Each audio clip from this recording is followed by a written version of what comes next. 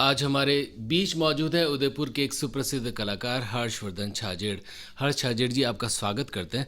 हर्ष जी, बताएं कि आपकी एक कला यात्रा कब और कैसे शुरू हुई। बहुत बहुत धन्यवाद मुझे आमंत्रित करने के लिए। मैं बचपन से जब इकलौता लड़का होने की वजह से मेरे फादर बहुत स्ट्रिक्ट थे और कभी उन्होंने गलियों में नहीं खेलने दिया। तो टाइम पास करने के लिए मैं घर में सोप स्टोन वगैरह को कार्व करता था। फिर वैक्स पे मैंने कुछ काम किया। फिर अचानक मेरे हाथ में ये समुद्री जाग का टुकड़ा आया था जो हमारे घर में कांच साफ करने में काम आता था। तो उसको इसकी जो सॉफ्टनेस थी वो मुझे बहुत पसंद आई और मैंने इस पर धीरे धीरे काम करना शुरू किया। और टाइम पास करने के लिए शुरू किया था और बाद में जाके ये मेरा प्रोफेशन हो गया। हर्ष जी, आपने समुद्री झाग से कलाकृतियां बनाना शुरू किया। बताएं कि समुद्री झाग होता क्या है, कहाँ से आप तक पहुँचता है और इससे भी क्या कलाकृतियां बन सकती हैं। शुरू में तो इसके बारे में मुझे ज़्यादा मालूम नहीं था क्योंकि एक पंसेरी के यहाँ लेके आता था। वहाँ पे पता लगा कि बहुत से लोग तो जैसे पहले मेलों में इसी से कांच साफ होते थे। फिर धीरे धीरे मालूम हुआ कि इसकी ये हर्बल मेडिसिन में भी काम आता है। फिर जब थोड़ा और बड़ा हुआ तो किसी हमारे मिलने वाले ने इसका केमिकल एनालिसिस किया जिसमें 60% मैग्नीशियम और 40% calcium, it is a carbonate. तो it is magnesium and calcium carbonate. ये बताएं कि इससे कलाकृतियां बनाना क्या आसान होता है और ये आता कहाँ से है, आपके पास उपलब्धता कहाँ से होती है। उपलब्धता तो जैसे मैंने बताया कि वो पंसेरी की दुकान पे ही मिल जाता है और बाद में धीरे धीरे उन्होंने रखना बंद कर दिया। तो बॉम्बे वगैरह से, मद्रास से, वहाँ से मेरे को जो एड्रेस दिए थे तो वहाँ से मैं मंगवाता था। ये बताएं कि कलाकृतियां बनाना इसमें मुश्किल होता है या आसान होता है। अब इसका जवाब तो ये है कि बहुत मुश्किल है क्योंकि ये बहुत नाजुक है। और इसमें जब मैं धीरे धीरे बाद में बारीकी पे जाता गया ना तो जो नाक से सांस निकलती है उससे भी इसको टूटने का खतरा रहता है। तो इसकी नाजुकता का आप इसी से अंदाज लगा लीजिए। यानी बहुत सलीके से काम करना पड़ता है। जी हाँ, बहुत। हर जी, जब आपने शुरू में इस समुद्री झाग से कलाकृतियाँ बनाना शुरू किया तो लोगों का क्या रिस्पॉन्स था और उसके बाद आपको धीरे धीरे कब लगने लगा कि इसी कार्य को आगे बढ़ाया जा सकता है। अगर देखें, शुरू में तो मैं जब 13 साल का था तो पहली बार मैंने इस पर काम करना शुरू किया था। 1963-62 ऐसे कुछ बात थी। तो वो बनाता था मैं, बना के और माचिस की डिब्बे में रख दिया, सिगरेट की डिब्बे में रख दिया। इस तरह से धीरे धीरे करता रहा टाइम पास करने के लिए। मेरा एम जो था वो इंजीनियर बनने का था और 67 में मेरा भोपाल इंजीनियरिंग कॉलेज में एडमिशन हुआ। शाम की ट्रेन से जाना था। फादर बाज़ार में गए तो किसी ने बोला कि बहुत जल्दी में हो छाजेड़ साहब, क्या बात है। तो बोले कि लड़का आज भोपाल जा रहा है, वहाँ उसका एडमिशन हुआ है। तो पता नहीं अगले ने किस मूड में बोल दिया कि छाजेड़ साहब इकलौता लड़का है, कहाँ इतना दूर भेजते हो। और फादर घर आए और मेरे वो कपड़े यूँ क्यों जमे रह गए, मेरा सारा प्रोग्राम गड़बड़ हो गया। तो मैं नर्वस भी हो गया था और फिर संस्कार ऐसे थे कि कभी फादर के सामने बोले नहीं। फिर धीरे धीरे मेरा मन डाइवर्ट हो गया तो मैं साइंस से फिर आर्ट्स में आया। एक बार मैं फेल भी हो गया उसी चक्कर में। फिर आर्ट्स में आया तो ये ड्राइंग एंड पेंटिंग मैंने से एक सब्जेक्ट लिया था। और मेरा शुरू से ये स्वभाव रहा है कि जो सब करते वो मुझे नहीं करना। तो जैसे मैंने ये समुद्री जाग का जो अपनी तरफ से मैंने एक इसका इन्वेंशन किया है, खोज की है, तो ड्राइंग एंड पेंटिंग में भी मैंने कुछ नए तरह से, मुझे जो किताबी ज्ञान है उससे कोई मतलब नहीं था। मैंने पेंटिंग बनाई थी तो रिबिन से पेंटिंग बनाई। मैं फर्स्ट ईयर में था और मेरे लिए खुश नसीबी है कि मेरी वो पेंटिंग नेशनल एग्जीबिशन में सेलेक्ट हुई और बाद में national gallery of modern art ने परचेज़ कर ली। फिर उसका एक रिव्यू और साप्ताहिक हिंदुस्तान में आया था जो मेरे अंकल ने वहाँ जयपुर में पढ़ा हुए, वो फिजिक्स के प्रोफेसर थे। तो और उन्होंने टेलीग्राम भेज दिया कॉन्ग्रेचुलेशन का। फादर जब ऑफिस जा रहे थे तो वो टेलीग्राम उनके हाथ में आ गया। वो बोले कि भाई ये क्या कॉन्ग्रेचुलेशन का टेलीग्राम, ये काय का है। और जब उनको सारी बात मालूम पड़ी तो वो तारीफ वाली बात तो ख़त्म, डंडे अलग पड़े। तो फिर धीरे धीरे वो मैं चलता रहा इसी में। और इसमें मैंने स्कल्पचर भी बनाए जिसमें सिक्कों को काम में लिया और आइवरी शीट को काम में लिया और काफ़ी अलग अलग एक्सपेरिमेंट मैंने किए हैं इसमें। और ज़्यादातर जैसे मेरा साइंस सब्जेक्ट था तो मैंने इस ड्राइंग एंड पेंटिंग में triangle and cube subject choose किया। ज़्यादातर जो भी मैंने काम किया उसी पे, स्कल्पचर भी बनाए तो उसी पे थे, पेंटिंग्स में भी उसी में काम में लिया। फिर और मुझे ये था कि मैं जो काम करता था वो काला और सफ़ेद रंग, मुझे दुनिया में इसके अलावा कोई नज़र नहीं आता था, या तो काला है या सफ़ेद है। तो लोगों ने ये भी कमेंट किया कि ये तो कलर ब्लाइंड है, इसको कलर की कोई समझ ही नहीं है। तो शायद 72 में मैंने एक ऐसी पेंटिंग बनाई जिसमें मैंने बहुत सारे कलर्स यूज़ किए, और वो तस्वीर भी मेरी नेशनल गैलरी में, नेशनल आर्ट एग्जीबिशन में सेलेक्ट हुई थी। तो ये मेरा एक जवाब था कि मैं कलर ब्लाइंड नहीं हूँ।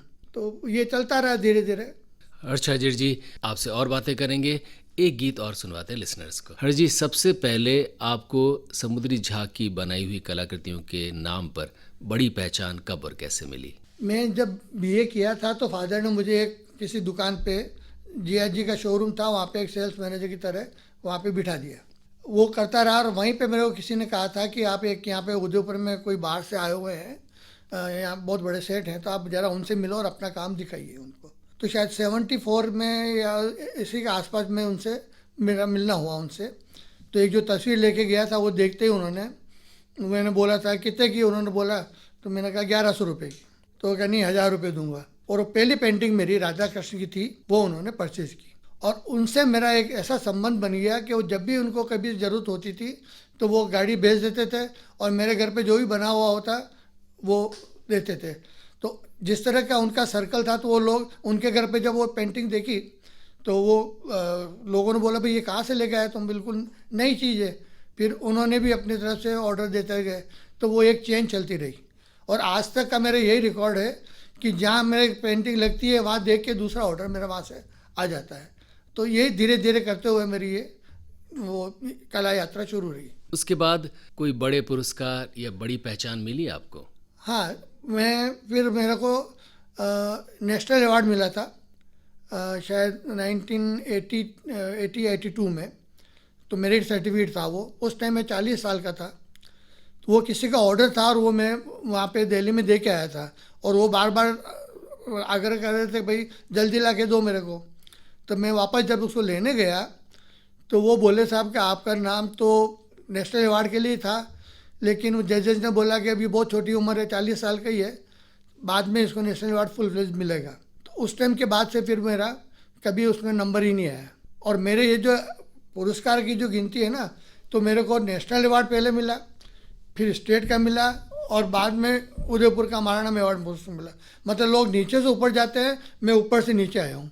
मतलब और भी मिला। फिर मैंने मॉडर्न आर्ट का भी जो काम किया था ना, करता था, तो उसमें भी ललित कला अकेडमी से अवार्ड मिले मेरे को।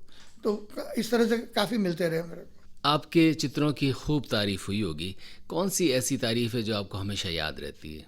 मेरे को लता जी से मिलने का काम पड़ा था। जिस वर्क के लिए मैं बात कर रहा हूँ नेशनल अवार्ड वाली, वो बॉम्बे के एक पार्टी का था। जब मैं देने गया तो उन्होंने मुझे बोला कि तुम फिल्म लाइन से किसी से मिलना चाहते हो?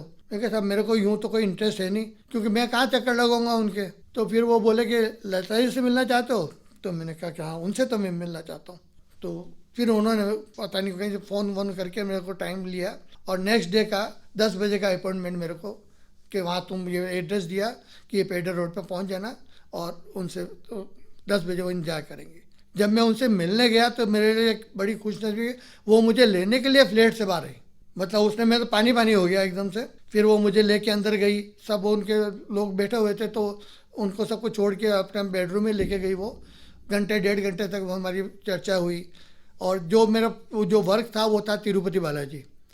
तो उन्होंने अपने सेक्रेटरी को फिर बोला कि रेखा और हेमा मालिनी कहीं भी हो तो ज़रा पता करके बताओ, क्योंकि वही उसकी डिवोटी खास है। तो हम वहाँ बैठे रहे। फिर वो आधा घंटे बाद वो सेक्रेटरी वापस आया, बोले साहब कि रेखा जी तो कहीं ट्रेस आउट नहीं हो रही है, और हेमा जी मद्रास में शूटिंग कर रही है। तो फिर उन्होंने मेरे को बोला भाई कि इस बार तो तेरा मुश्किल है। फिर उन्होंने बहुत तारीफ़ की थी मेरी, और फिर मैं भी उनके आते टाइम पाँव छू के आया था। मैं कहा फिर उसके बाद कभी मिलने का मौका मिला नहीं मेरे को। हर्ष जी, इतने बरस आपने ये कार्य किया कला का, जीवन में कभी अफसोस होता है कि इसके बजाय कुछ और काम करते तो अच्छा रहता? नहीं, ये तो नहीं है, पर मेरे को ये जरूर मन में कसक रहेगी कि सरकार की तरफ से मेरे को कोई प्रोत्साहन नहीं मिला, और न मेरे इस कला का कोई ढंग से सम्मान मिला है। बस ये एक मन में कसक है। और ये काम करते करते अब आज की तारीख में शायद मैं 59 ईयर्स हो गए मेरे को, और इस काम को करते हुए मेरे बाई आँख की रोशनी भी चली गई है। तो अब पहले जैसे मैं सुबह सूर्योदय से लेके और रात की 2-3 बजे तक काम करता था, अब वो मेरा टाइम लिमिट कम होके सूर्योदय से सूर्यास्त का रह गया है। अब वो क्योंकि अब खाली बैठा नहीं जाता, एक आंख नहीं है तो भी फिर भी काम करता ही हूँ। हर्ष जी, ये जो कोविड का समय आया, लगभग 2 वर्ष मान लीजिए, ये समय आप समेत दूसरे कलाकारों के लिए कैसा रहा? नहीं भाई, वो तो एक महामारी थी, वो तो सभी के लिए बुरा ही था, लेकिन मैं तो 24 घंटे घर में रहने वाला, तो इसका इफेक्ट मेरे पे ज़्यादा नहीं आया। लेकिन जैसे बाहर निकलना करना है उसमें रेस्ट्रिक्शन हो गए, तो इस टाइम में भी मैंने एक अपनी कलाकृति बनाई थी जो कि राजस्थान पत्रिका में बाद में पब्लिश भी हुई है, उसका पूरा आर्टिकल आया था उसके ऊपर। ये बताएं कि आर्थिक रूप से कैसा रहा, क्योंकि बहुत सारे लोगों की कलाकृतियाँ बिकी नहीं और चूंकि लोग जा ही नहीं पा रहे हैं तो बहुत सारी खरीद भी नहीं होगी। देखो, आर्थिक रूप से तो शुरू से ही मेरे साथ ऐसे ही रहा कि लिमिटेड काम ही होता था, और एक मेरा ये मानना है कि ऊपर तो बैंक अकाउंट है नहीं, जो कुछ रहना है वो यहीं रहना है, खाली हाथ आए और खाली हाथ ही जाएंगे, तो क्या फ़ायदा ज़्यादा लेने का। तो मेरा तो ये इच्छा होती है कि आज मैं और कल नहीं हूँ रहूँगा, तो अच्छे अच्छे घरों में मेरी तस्वीरें लग जाए तो लोग मुझे याद करते रहें। हर्ष जी, जाते जाते उदयपुर के लोगों से क्या कहेंगे? उदयपुर के लोगों से यही है कि मैं यहाँ भी उदयपुर वालों को बहुत को घर बुलाता हूँ, पर कोई आता नहीं है। वो ये समझते हैं कि वहाँ जाएंगे तो कुछ खरीदना पड़ेगा या कुछ लेना पड़ेगा उस हिसाब से, और मैं उनको खाली दिखाने के लिए बुलाना चाहता हूँ ताकि मेरे काम की प्रशंसा हो और वो माउथ टू माउथ पब्लिसिटी से वो अपने मिलने वालों को बताएं कि भाई इस तरह का काम हमारा उदयपुर में होता है। जैसे इसी इंस्टेंस में था कि हमारे मेरे एक रतलाम के कस्टमर है, तो उन्होंने मेरी पेंटिंग शंकर दयाल जी शर्मा को प्रेजेंट की उनके बर्थडे पे, राष्ट्रपति थे तब। कुछ समय के बाद मेरे पास राष्ट्रपति भवन से फ़ोन आया और बोले कि भाई यहाँ कोई हर्ष चाजेड़ है, आर्टिस्ट है, उनसे बात करनी। मैं कि मैं ही बोल रहा हूँ, तो कि विमला जी बात करना चाहती हैं। फिर मैं विमला जी से फिर बात करी, नमस्ते वगैरह सब बात हुई, तो उन्होंने मेरी वो जो तिरुपति बालाजी जो उनके पास था उसकी बहुत तारीफ़ करी उन्होंने, और बोले कि हमको ये एक तस्वीर और चाहिए। तो वो तस्वीर फिर मैंने कहा कि अभी तो नहीं है, उसको बनने में 5-6 महीने लगेंगे, और अभी श्रीनाथ जी की तस्वीर मेरे पास है आपका, तो वो लेके आ जाता हूँ। तो वो बोले नहीं, हमको तो 5-6 दिन के अंदर चाहिए। तो वो फिर पॉसिबल हुआ नहीं। बाद में जो रतलाम की पार्टी है उसने मुझे बताया कि जो शंकर दयाल जी शर्मा को जो बर्थडे वाला पीस दिया था, वो 5 दिन के बाद पीवी नरसिम्हा राव की पोती की शादी थी, उसमें उन्होंने वो वर्क गिफ्ट किया, और जो बाद में मैं बना के बाद रतलाम लेके गया तो वो वापस उन्होंने जाके शंकर दयाल जी को रिप्लेस किया। तो इस तरह से मेरे पास काफ़ी अच्छे अच्छे लोगों से मिलना हुआ मेरे को। मतलब जैसे बजाज फैमिली में गया तो विमला बजाज ने अपने हाथ से मुझे पपीता काट के खिलाया। मतलब ये कोई बहुत बड़ी बात नहीं है, लेकिन इतने बड़े घराने की लेडी मेरे को इतना मान दे रही है, ये क्या कम थोड़ी है। सीताराम जी जयपुरिया मेरे घर आए, मैंने कहा आप मुझे बुला लेते, तो बोले नहीं। मैं कहा इतने बड़े आदमी कि बड़ा मैं नहीं हूँ, बड़े तुम हो, हमारे जैसे बहुत मिल जाएंगे, तुम्हारे जैसे तुम अकेले ही हो। तो ये मतलब इस तरह से ये ज़िंदगी में जो प्रशंसा मिली है वो मेरे लिए बहुत मायने रखती है। पैसा पैसे की जगह है, लेकिन ये भी अब सारे साथ। संक्षेप में जाते जाते क्या संदेश देंगे? मेरा तो ये संदेश है कि भाई जो भी कोई नया काम कर रहा है उसको आप प्रोत्साहित करिए, और भारत में नए काम करने वालों की कोई कमी नहीं है, कमी है उनको ढूंढ के आगे लाने की। तो मेरे जैसे और भी किसी मीडियम में कोई काम कर रहा है तो मेरी यही है कि सरकार भी उनको प्रोत्साहन दे, और जो लोग सक्षम हैं वो भी उनको आगे बढ़ाए। हर्षवर्धन छाजेड़ जी, आपका हृदय से आभार।